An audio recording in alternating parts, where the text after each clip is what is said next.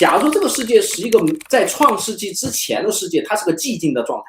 就像我刚刚说服务器，我直接跟所有人断开，我就自顾自，我自己就待在那儿，我没有 client， 我不需要跟你们任何人交流，你们也不会让我提高。那如果是这种寂静的状态的话，那你就很难定义什么是爱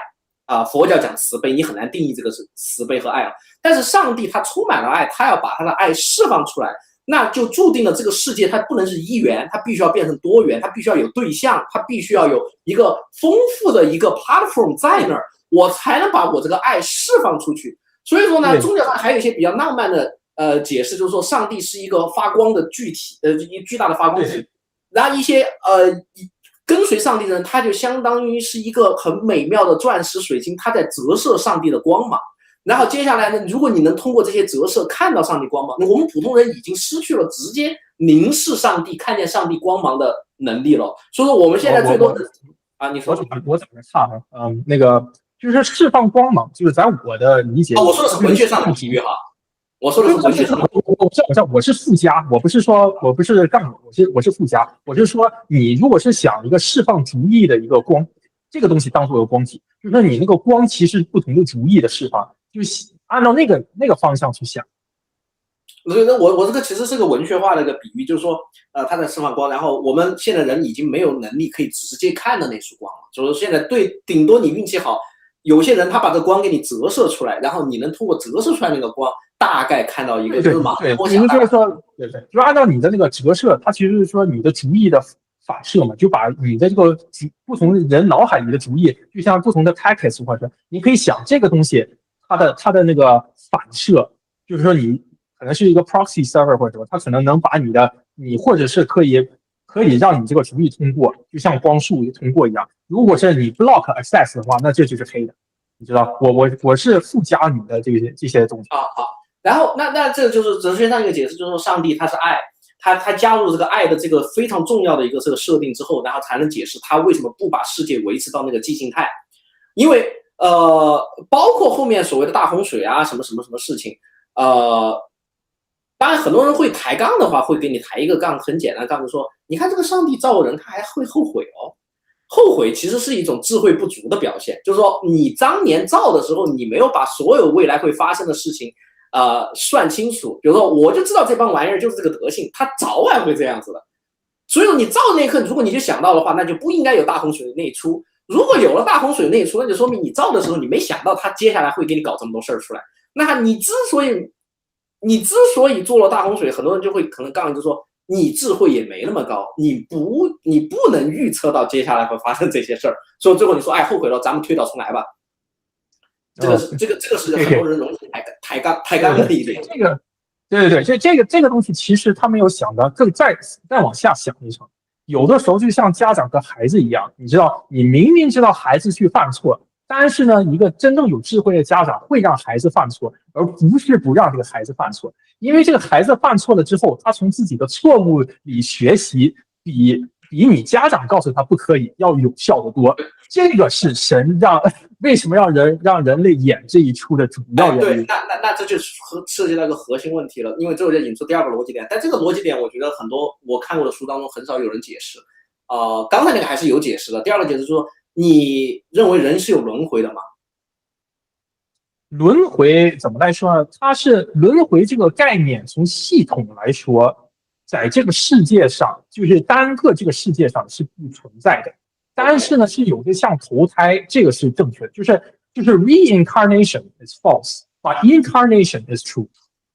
那我在你不会就是说像玩不同的游戏一样，你可以玩这个游戏，然后呢到下一个游戏去玩，我就用游戏的这个解释。所以说我现在住在这个星球上，我死后呢肉体消亡，我到另一个星球上体验另一段生活，这个是正确的路程。如果是在同一个星球上重复，这个是人所认为的轮回，这个是假的，就是说其他人记忆流到这个人所导致的结果。所以说你比如那好，我把这事情这样子说吧。如果在这个世界上我把你肉体消灭了，那对你灵魂的含义是什么？就是说这个我就直接到下一个地方去了嘛。它就是一个，它就像玩游戏过家这种嘛，就是说你就是一直会体验不同的生活嘛。这个是正常的流程。OK，所以说你是说所以说很多时候那我有个情景题，比如说一个上帝或者是一个天使，很厉害的天使，他跟你对话，他认为他是在跟这副肉体对话，还是说我其实我没有跟你在聊天，我跟的是你后面那个，你可能下一世你还会到别的星球怎么样的，我是在跟你后面那个人说话，我没有在跟你说话。他会是个什么视角呢？你觉得？不，你再说，就是说，比如说，假设上帝或者某位先知他出现了，他现在跟你对话，他跟你聊天，他会认为我现在就跟当下你在聊天，然后我给你说服是我给你讲一个道理是很有价值的，还是说我其实你这个肉体在我面前只是个 cover， 我是在跟你那个肉体后面那个东西在聊天，两个都同时存在，都是就是说有一部分的信息是你现在可以及时用，有些东西是存到它不就是说你脑海里有些主意其实不是在这个地球上用，是你死后去里面你的记忆重开的时候有些东西可以用得上。所以说这个它就是像你那个你 program 有些东西你 load 的时候，有些东西你在 load 好，但不是现在用嘛，有些东西是你以后要用。那有个问题，那就是首先圣经里面你肯定得有灵魂的存在，这个必须得认，因为如果灵魂不存在的话，那就是无神论了。那你死后上天堂这个事情就不可能成立了，因为你死了你就全完了，人死如灯灭。那你上天堂下地狱，那都是那个都是无稽之谈。那你必须得承认灵魂存在。但灵魂呢，感觉又是高于肉体的，因为你肉体可能是会因为疾病啊，因为什么你会毁灭。那灵魂是一个，那你认为灵魂会消灭吗？不可能，这个造物主法则就是在那书里面讲造物主法则的第9条，是说一旦一个人进入存在，他将永久存在，永不消亡。这是那个造物主法则。OK， 很好。那就像你有一个 ID 一样，你一个 process ID， 你一旦 create 的时候，这个东西就永远不可能消完了。就是这个 database 里面这个 role 就一直会存在。OK， 那太好了。如果这个灵魂是真正，就是如果你想啊，如果你在工作当中，我告诉你有个这个 ID， 你可能就会选择是我直接用这个 ID， 比如你搞数据库，那它就是你真正要用的 tag。你不会用它今天这个肉体来 tag 它，因为你知道这个肉体，哎，顶多就几十年不到100年，它过段时间它又换了。也就是说，你选择定义就这个事情，你不会用它的肉体，你会选择，因为假如说我刚刚为什么举那个例子啊？说假说你是上帝，或者甚至你是先知，你是天使，因为我想描述的一个过程是什么？假说你的生命维度是非常长的，就是你不是普通的人，你不是说你就活100年，你已经在这个世界上，在这个宇宙中存在了上千甚至上万年了。你已经见了太多的这个生命，今天在这儿，明天在那儿，后天要怎么样？你见了太多了。所以你看见一个肉体，或你看见一个所谓的人，在这个时候，你看到的更多的是就是。或你管理这个数据库吧，你看的是后面那个真正 intrinsic 的那个 ID， 还是说你今天看到这个人身份证上的这个名字？我就说你的心态是什么？如果你的心态是说你这个肉体不是一个很重要的东西，我看的是你背后的那个东西的话，那我觉得他在跟你描述一些事情的时候，他的情绪可能是不一样的，他想的一些东西可能也是。对，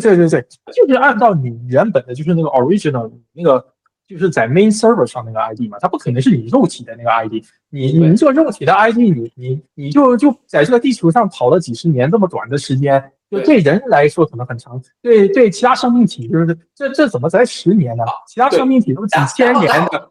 对，然后我的这句话里面就开始出现一个漏洞了，一个逻辑上很大漏洞，就是什么呢？如果你接受这个设定的话，就会出现一个问题。With respect to 那个 infinite long time 的那个大 ID， 你的这个肉体几乎就可以从极限的角度上，几乎就可以忽略不计，因为人生在世不过100年，能超过100岁人很少。那我会觉得，哎呀，你这个人生在我看来就是惊鸿一瞥啊，就是属于可有可无，那会出现一个情况，就是说就陷入某种虚无主义，就是说你这个肉体其实再怎么样好像也不太重要，我跟你扯那么多干啥呢？我一眨眼可能你这条命就没了。我真正想要对话的不是给这个肉体，因为这个肉体真的是时间太短了。我可能想的是跟你后面那个 ID 对话，我要找你个 ID。我这么说吧，就是说你像对我来说，我其实个人认为我自己的年龄已经是，就是我自己给自己的定义就是 ageless，都已经变成，因为我知道就是将永久存在嘛，所以说对我来说，其实你真正有这种无穷尽的时间，你最后的结果就是我能活好当下，就是 correct， 你知道？那你就很难赋予当下很高的，就是我很难说，就是如果你接受这个逻辑设定的话，就你很难说服别人一件事情，说现在是一个非常 critical moment， 现在这个东西是在你那个无穷无尽的那个 ID 里面最重要的一段，因为他就会说，我这段已经是足够少了，那你怎么能说服我这是最重要的？就是好比我举个数学更准确的一个例子，实数轴里面有 uncountable infinite many 的实数，那如果是有 uncountable infinite many 的实数的话，你很难说服这一个 particular 的数字是最重要的，因为为什么？从概率对，这个很重要，就是说，其实每一个时间段都是同样的重要。因为就是你这个逻辑里面，它其实有一个问题，就是说，你认为，因为有这么多，所以说每一个 moment 都不重要。其实你可以换一句想，是你有 infinite moment， 每一个 moment 都同样重要。对，这就是我说的逻辑漏洞所以我就不知道这个就是说漏洞在哪。如果是每一个 moment 都同样重要的话，那你就活好当下，那就是最佳的选择嘛。因为我其实这个东西最完美的解释，我是想是这样子说的，但这个就比较数学，我不知道你现在数学大学还记得多少，因为你工作很多年了。我再一个，我是在欧美上的大学，然后呢，那个就是说小学是在新加坡读的，所以说我对中文的，就是说英文用什么词的概念我清楚，中文用什么词的概念我就我用英文说的，就是一个实数轴，它是 uncountable infinite many 的number，这叫 uncountable infinite many。数学上有个性质是说，任何一个再短的线段 interval，so maybe it's very small from A to B very small， 它其实都可以跟那个实数轴建立一个 one to one bijective。对，这个是 uncountable infinite many 的 property。对，所以说，如果从这种很 dry 的逻辑上来讲的话，我就可以就是很明显就可以说明白一点，就是说人生可以是非常短的一个 interval。我刚才那个漏洞在哪儿呢？我把它说成是一个点，其实这个是不准确的。真正准确的描述呢是说，人生再短，它是一个 interval， 但是这个 interval 你弄得好的话，它的真正的 cardinality 最严肃的 cardinality， 它的 cardinality 跟那整个的 real line 是 equivalent 的，它们之间是有 equivalent relation 的。所以我想说的是什么呢？就是弥补这个漏洞最好的就是说，是你背后有一个 infinite many long 的 ID 在那儿，时间在那儿，但是你现在的当下是一个 interval， 这个 interval 它跟那个东西，如果你这个 interval 非常的 meaningful， 你可以找到一个 bijective function， 从你这个 interval 到那个 real line， 而且你们之间还是 one to one 的 relation correspondence 的 relation， 那这个就很强了，这个就是支持了我认为神告诉你，你的人生虽然是短，这个是不可置疑的，你只有几十年，但是这几十年如果你做好了，在神看来是非常 meaningful 的，而不是你跟我说反正我的那个 ID 是那么长的。因为我之前还发现他们抬杠最爱抬杠的一句话是什么呢？就到新约了，就说哎呀，最后的耶稣被钉死的时候，那个谁，他旁边不是钉到十字架上的不只是耶稣吗？旁边还钉了个犯人嘛。那犯人做了一辈子恶，最后一刻他决定归隐了，然后决定归依这个耶稣，然后耶稣说那你也行，你也能上天堂。然后很多人就开始抬杠了，就说那我干嘛现在信呢？我觉得我快死了，我得癌症了，我信不信？这个其实它因为是那个心态转变嘛，就是说你真正上天堂下地狱，它是跟你内心的那个数值有关系嘛？你内心的数值里面有悔改，或者你不想作恶的那个性质的存在，那你就可以进入天堂嘛。它是按照性质存在。很多基督徒他完全不懂这个道理。你如果是你还是你正常的那种不好的 behavior 的话，那你怎么能进去呢？你等到时候你去 validation 的时候一看，你怎么还有这种 negative 特质？那当然你不可以进来了。对，它其实就是整个天堂，你那个 ID， 它像一个整个大的分类体系一样嘛。它是物以类聚，就是说它们是同样的 attributes， 就是相同的性质在一起。这是为什么会存在地狱？是因为那些人他们心中的邪恶的性质都是一样的，所以他才会聚在一起。这就是灵界它的那个。它就是这个灵界的这些法则啊系统的操作，所以说它才会形成天堂和地狱。所以它这个具体是不是就物理地方的位置，而是它是心灵性质这个聚在一起嘛。所有那些好的性质的人会聚在一起，这也是为什么地狱它其实到最后就是自己折磨自己的。它就是不同的人互相折磨，然后折磨够了之后，你不想待在这儿，那你再退出来。你只要这样的话，你就要的是这个是真正的。对，我同意。所以说，这就引出了第二个我想说的要加入的特质，就是刚才我们讲的是说要引入那个爱嘛，就是说你必须要承认上帝是爱人的。如果他不爱的话，他就可以维持一个寂静的状态，我们就什么都不干，那不是最好的吗？没有人，所以 existence 本身是一种爱，我把这东西繁衍出来，然后我有了对象，有了多元，然后我把我的爱释放出去。第二个呢，就是说人活在这个世界上。不是因为时间短就可以 disregard 的，就是说 OK， 那既然你那个 ID 都那么长，你这儿现在就这么短，那我们就装作没发生吧，也是不行的。但是同时还加入设定，就是人的心力很重要，但这个心力，我觉得唯一是我觉得圣经里面没有太详细写的，就是说我先定一下我什么叫做心力哈，就是说你普通人说我拜上帝啊，坐到那儿装模作样的拜了一下，跑到那个教堂里面装模作样点了个蜡烛。和人家真正很虔诚的人点蜡烛，我觉得是不一样的。就是说，你说你信，对，你确实你也信了，但是你信到什么地步？你说你今天赞美上帝了，你是赞美了，都在那儿赞美了，那100多个人赞美，但是我觉得有些时候它是各个有差别的。你到底是真赞美还是假赞美？或者你赞美当中功利性质有多强？是你儿子要高考了，你想你儿子去985、211的，突然想起要拜教堂了，还是说你真心实意的要去？这个是我觉得人各个差异。所以说，为什么说我有时候如果遇到这种抬杠的，我就会说，那你确保你在最后那一刻的时候，你能做到你的心思纯良，你真能做到那一步吗？100%的皈依，你做得到吗？你做得到吗？你可能做不到。所以你做不到的话，你就只能下死功夫，就那么一点点磨，就一点点磨。你希望我解释一下吧，就是说你的灵魂体它有不同的程序在跑。你肉体它有自己的，就是在肉体的程序在跑。我意思是说，很多人相信的时候，你看你的那个记录到底在哪？你如果是真心拜的，它是在灵魂上的，你那个 variable 是在灵魂上记录的嘛？你如果是在肉体上就是敷衍的话，你那个记录是在肉体上，肉体一离开，你进入那个灵界了之后，我可以看你查灵魂的记录，又不是查你肉体的记录，对，就很好笑。对，你说到这里引出了刚才我想，第一就是心力强，你能不能把你现在的东西 pass 到你那个灵魂的记录上？第二就是什么？你既然强调了肉体的记录是比较飘的，比如可能肉体这个数据库就是你随时到清库的，你过一段时间要清。但后面那是一个你删不了代码的东西了。那对，就是你同时3个都存在。对，那也就是说，就回到我之前给你举例子，就假设说有个高级的生命体，或者是一个你就理解成大天使，或者甚至是上帝本人了。我可能我要想了解你，我今天跟你对话，我可能想去看看你后面的数据库到底有啥东西。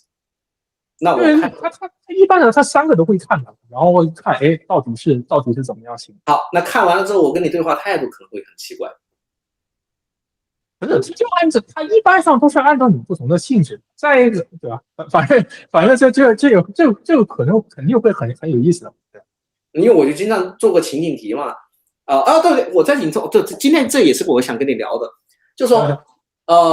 你看啊，我们刚才其实很自然而然就引出来，就是说，如果你要理解宗教、理解上帝，怎么，你对人的，首先你都对自己的理解比较深刻，就是说，你不能说我回避探讨人是什么。人的思想是什么？人背后有没有灵魂？我回避这些所有的问题，然后我在这儿探讨上帝如何爱世界，然后有没有上帝，有没有耶稣，这些问题是肯定回避不了的。你只要一开这个话题，你最后7绕8绕，最后就会绕到人身上，对吧？你会，而且你无可辩驳的，你必须得开始讨论人的性质，也就是说，我们会对人的这个 property 开始做一个非常细致的定义，它到底是什么？它的思维是什么？它的决策？它到底有没有自由意志，有没有 free will？ 然后它的 free will 会导致什么样的 consequence？ 然后它背后怎么样？就这些问题必须被探讨。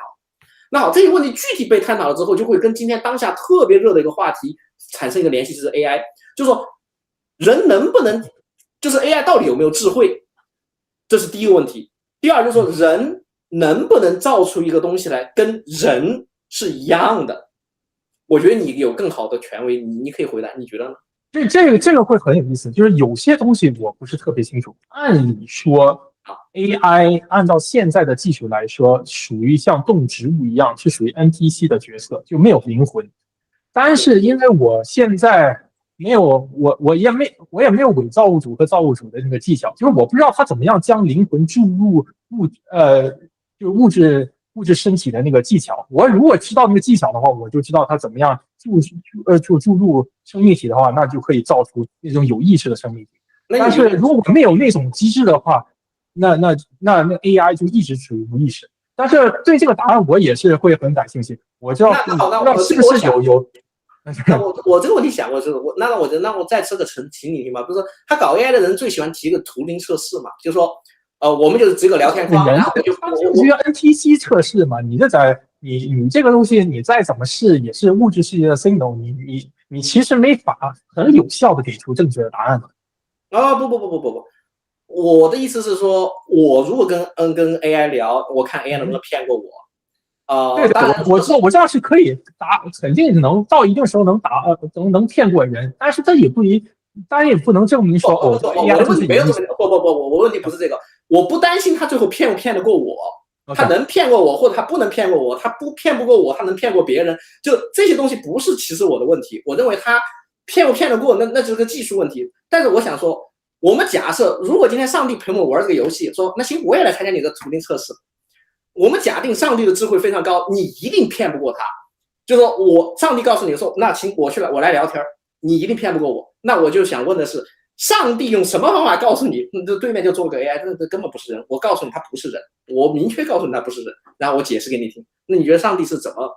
么办到这件事情？然后他能告诉你对面做的绝对不是人，就是个 AI。这可能是这种。这个东西它给我感觉它可能是在瞬间可能做不到，它也是有它自己的 limitation。但是我是长期的呢，当然我就是说，你这个东西放长远的来说的话，你即使是能骗过话，那你长远的意义是什么？就是说你很多时候你到最后就知道哦，就是这个测试很差呗，你明白吗？不，我是这样理解的哈，我是说 sorry， 我是这样理解的。我认为，首先，上帝一来，他会觉得你这个就是个玩具，你在玩泥巴，你这是玩泥巴。但你今天硬要让我陪你玩，我可以陪你玩，但是我会一针见血告诉你，这个玩意儿的问题在哪儿，就你不要把它当成个什么东西。那么我就想，就是有时候我想思想实验。以前的时候，物理学家那个波尔和爱因斯坦经常搞思想实验，就是探讨那个什么量子力学的东西。所以我现在有时候也喜欢跟人家搞思想实验。我说那上帝就说那行，我就陪你玩一下这个玩具，就像家长陪小孩玩啊，你那么喜欢玩，我陪你玩。但是家长有些时候会一针见血的告诉你，我告诉你，你这个就是个你这就是个玩具汽车，真汽车不长你这个样子。我带你去看那真汽车长那样子。所以说我就说，那上帝在这个 moment 会显现一个什么东西，告诉你说那个 AI。那就是个玩具，你不要把它奉若神灵。你觉得它又有大智慧了，又有怎么样？因为现在很多 AI 大佬，我不知道他们是揣着明白装糊涂还是怎么着，就天天把那个 AI 说到那简直是那玄之又玄了，感觉就是 golden key 啊！人类所有的问题他都能解决。这挺有意思的。Anyway， 对吧？对，那我就说这个词汇我不是我这个问题可能我不是特别清楚怎么样回答，就是说他可能很多时候。对我来说，更就是说，你最后你这个问题的意义是什么？对，你可以去讨论这个答案到底真伪，然后呢，你可以去这么做，但是你长久来说，你这个问题的意义是什么？就是说 it's kind of a meaningless question， 就是这是我自己个人的态度。这个 meaning 是这样子的，我讲一下我这个思想实验设定的意义是什么 ？OK， 首先，大部分人对智慧的判定，或者说对一个人的判定是通过语言和文字的。其实 AI 就占了这个旗手，因为很多人现在用 AI 干什么 AI 哈？你通过语言跟他交流，然后呢，他现在可以给你产生点图画，可以给你产生点视频，那也是说通过用佛教的语言，就是说通过一些色相嘛，通过一些很具体的形象，然后通过你的五感，然后我给你传达一个东西。然后接下来呢，你可以 somehow 你就把你自己说服了，你说 OK， 这是一个很有智慧的。但是我认为，因为我们今天一直在探讨的一个话题，就是说上帝对人的关照，认为这个人的层次到底有多少层，你最后灵魂怎么样？所以说，上帝他首先我有个基础设定，就是他在陪你玩这个游戏的时候，首先他能看到后面他没有灵魂，那他没有灵魂的表现是什么呢？那就体现出说他的那个智慧，他没有上帝吹进去那口气，就是我最开始给你埋的那个 hook， 就是说上帝吹那口气是什么？但你人的身体里面是有他吹的那口气的，那。有这口气和没这口气，其实现在用 AI 是最好的一个一个对照组，因为从语言的层面上 ，AI 可以说话说的越来越像一个真人，甚至 AI 现在可以拟得出一个人物来，它让你看起来也越来越像是个真人，它可以在你面前把所有东西都做的跟真人一模一样，但是如果从宗教上来讲的话，它插那口气，而那口气来自于上帝，那上帝过来可能第一件事情就是说，我告诉你他插那口气，那如果你不信，那我告诉你我怎么让你看见他插了那口气。那我给你展示。就是说你那个主意，它那个代码如果没有人类的 input 的话，就是 AI 数据如果没有人，它就最后会进入死循环的嘛。就是说你是有 limit 的，就是你的数据有限，你最后那个 AI 它不可能产生新的东西。而人之所以有意识的话，它会一直有，就是说你那个 server 会一直释放新的主意、新的 idea、新的 input。而 AI 它如果是不从人类取数据的话，那它没有新的 data input。就是最后你的 AI 会重复做一些事儿，这个是我认为上帝最后会给出的答案。但是这个东西也不是一时就能显现出来。那你觉得现在一堆我这个比较讽刺的比喻哈，讽刺那个 AI 的话，我跟你讲，你说现在这个 AI 一帮人在那搞，有没有像当年修巴比伦修那个通天塔的那个感觉？一帮人在那修。这也是，就是说它也是有它的价值，就是说这个就是 AI 它其实应该最起码应该是有三方势力。就是我一般上看这个新启示录，然后在我对世界的理解，它有三方势力，一边是正面的势力，就是说神的势力，基本上非常少的人是属于这个势力，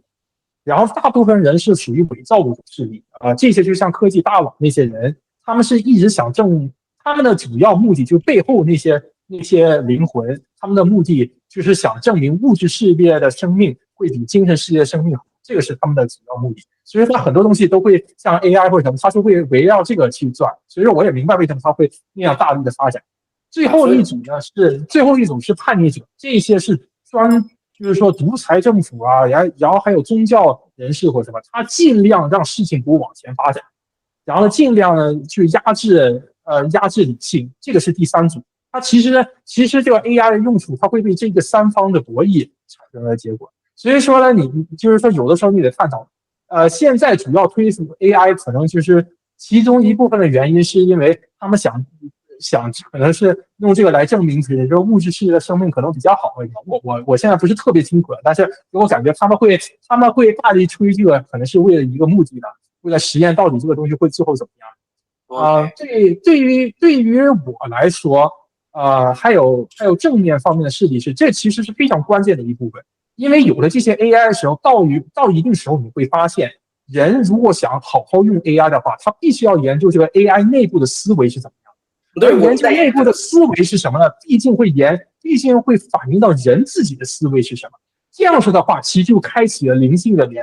沟通。因为一般人不喜欢反思，而你怎么样让人类，就是整个全世界的人类全都进行反思的话，你通过 AI 其实是非常好的媒体。只不过是大部分人现在还看不到这点，这个是我认为正方势力真正想做的事儿。对，这个就是 AI 这个问题。就之前我跟那个坑讲过，我说那个 AI 那个什么辛顿那个教授，就是我们学校的，那个 Hinton 对，跟他，我觉得快要不欢而散了，大吵一架了。他的一个观点我是非常不同意的，他认为他说人类的思维过程就是个统计模型。他的那一套东西其实就是从纯统计学上来讲，就是说，你人类的判断各方面阅历就是统计模型，他所有的这一套东西的底层逻辑就是从统计来，统计呢又通过数学去证明，哎呀，搞来搞去搞到最后就说，你的意思就是想说服我，人的这个脑子里面想的一些东西就是一堆统计模型，也就是说我们就是 data based， 你要 data， 我就是这样说吧。我聪不聪明与否，我今天在你面前说话有没有智慧与否，取决于我摄入的 data 够不够。如果我吃的 data 足够的多，我吃到的信息足够的多，然后我的 process 再是好的一个 process 的话，那我就一定在你面前能说出智慧来，说出智慧的语言，说出跟上帝一样的话来。我之所以跟上帝有区别，我不是因为什么什么其他东西，那是因为我数据吃的不够。那我把数据都吃够了，我把宇宙的数据都吃完了，然后我再 machine learning 一下，那我今天就可以表演上帝了，我今天就不当 AI 了，我告诉我上帝了，那你怎么反驳？但是我是反对这点的，我不认为人类的思维过程是一个统计模型，而恰恰我反对那个什么他们的什么 big data theory， 我说人类很多时候做决策是小数据决策，根本不是所谓的统计决策。我就最喜欢跟人家抬杠来也有但是就是说你同时不仅仅得看到物质世界层面了，你也得看到精神层面，背后他们到底想推什么样主义嘛？就是说人类脑海里的主义不完全是与神直接沟通嘛，它就像Web 一样，它会有各方势力的主意会塞到你的脑子里。所以说他们那些人，他也就是说，就是像他想让一个人成功，然后背后的势力就是说 ，OK， 我选谁啊？选马斯克好，我向马斯克脑塞一大堆东西，让他去实现。你觉得他背后势力是这样操纵人类，你知道？那我有个问题，那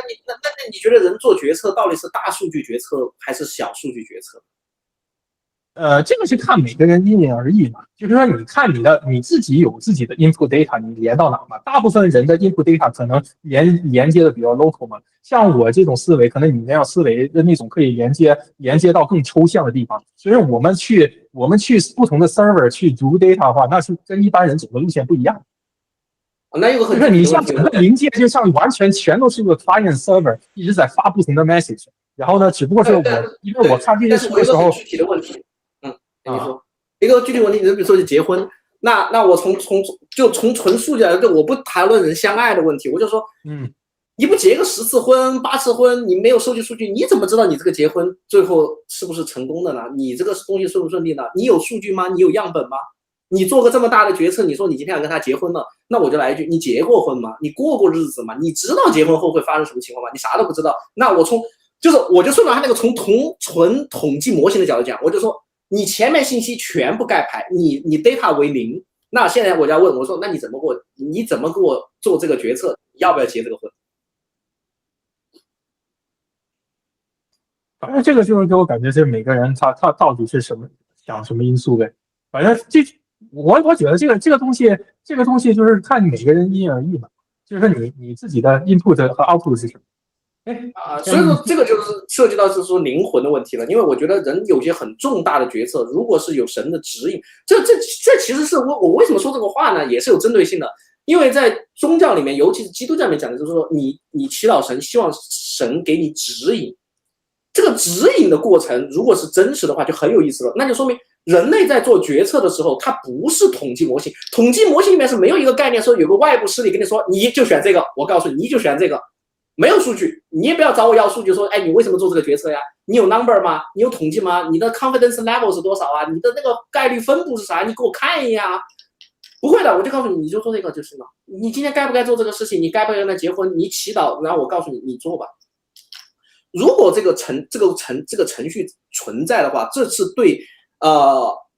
认为人类的认知是统计的一个 fundamental 的打击。为什么？因为你有外部介入了，也就是说。你在做决策的时候，尤其是如果你信宗教，你能祷告的话，那就发现你的决策过程，首先你就不是完全依赖数据了，可能你会依赖数据，但是如果最后你祈祷神，神告诉你你不是这样做，你该选那样子，你该选第二个选项。那好，那你马上有可能，因为你是做虔诚的信徒的话，那你马上你就把你那个决策给改了。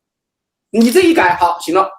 那我的统计模型就被你排到后面去了。再加上人又是天生喜欢算命的那种。就很多人喜欢算命，那我今天给你算个命，我说你该这样子，该那样子，那你这个又在统计了吗？那可能我理性上你统计弄了一大堆东西出来，然后你说哦，我该做这个选择。那过2天我给你请个大师，如果你真信那个大师的话，那大师说你不该这样做 ，you should do something other than this，那你又说哦，对，那大师说的对，那我们跟着大师走吧。所以说我通过这2个例子哈，一个是高级的，一个是低级的，来体现就是说。我不觉得人类的决策完全是go through一个统计是完全的，但是你从大数据可以知道，就是说大部分它的那个主意那个流，它其实是个反应了，它不是真实的答案，但是它能反映出现在发生的一些事情。就是说对，它是一个 feedback， 它就不是当做一个 like this is the source of all information， 那个不对。然后它接下来就会出一个问题，就是说。这个就可以引申到我刚才说吹的那口气了，就是说，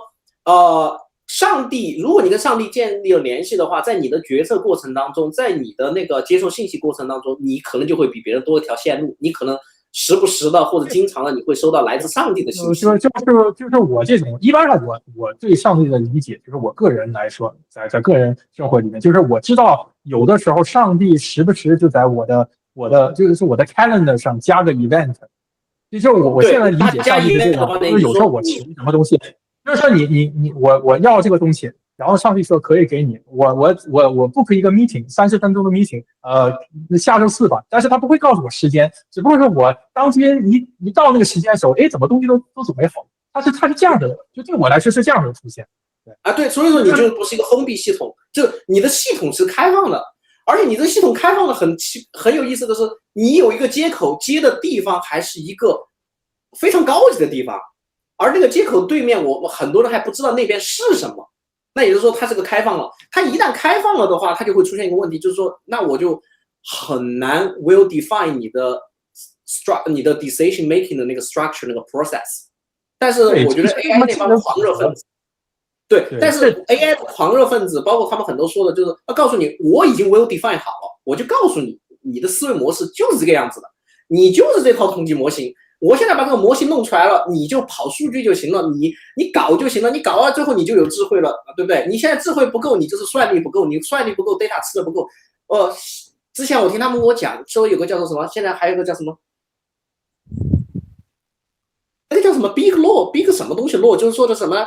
他就相信说你现在 AI 不够有智慧，完全是因为算力不够。你只要算力越强，然后你的能力就会越强。所以说大家就疯狂的买芯片，然后就说我只要那个显卡够多，怎么着，我全买够了，那我就是天下第一牛逼之人了，我的那个智慧就到顶了，那就买。但是现在我听说你是业内人呀，我不知道现在是不是已经出现拐点了，就是说你发现你堆了那么多芯片，你堆了那么多数据中心，好像它的那个成效它没有上升的很高。不是，我是在跟数据中心有关的工作，这的确是，但是给我感觉现在还是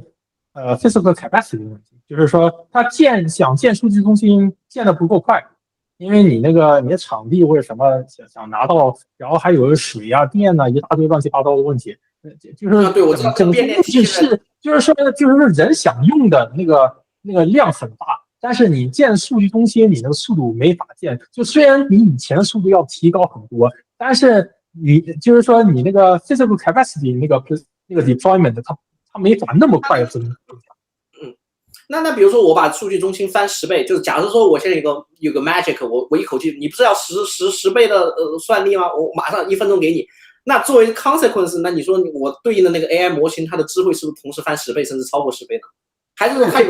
一段时间是这个样子，但是最后是 human attention throughput， 就是到一定时候你那个 limiting factor 是 human attention。